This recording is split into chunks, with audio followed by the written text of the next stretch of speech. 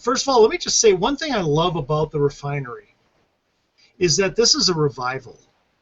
The refinery is a revival. I became a Republican a couple decades ago, and when I came to the Republican Party, it was everything JD just described.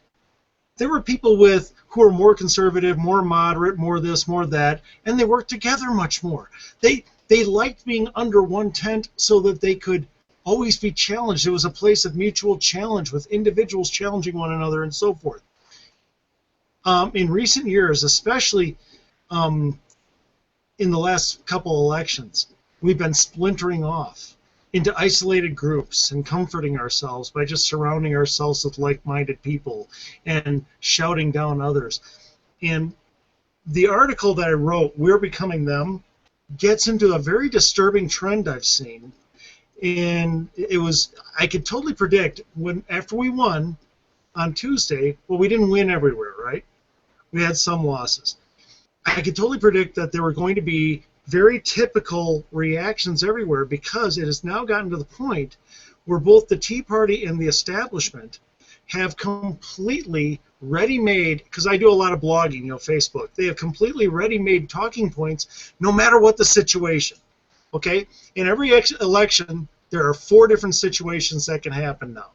Okay? You basically either have a Tea Party candidate who will win or a Tea Party candidate who loses, or you have an establishment candidate who wins and an establishment candidate who loses. And in all 4 of those situations, both the establishment and the Tea Party will spin that to show we were right. No matter what happens, we were right. The establishment guy wins. Well, this proves that that our kind of candidates are better because they reach better across and the Tea Party says, no, you only won because we sucked it up and held our noses and voted. We were team players.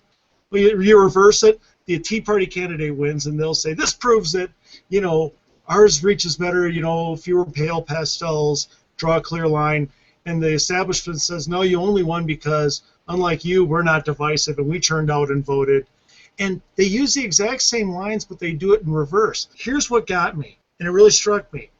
See, I was raised by the left. And if you listen to the left, here's some things they say. I broke them into 4 quick groups. Number 1, the spinners, the people who spin. Look at global warming. They'll say no matter what the weather or temperature, it proves global warming. No matter what the result.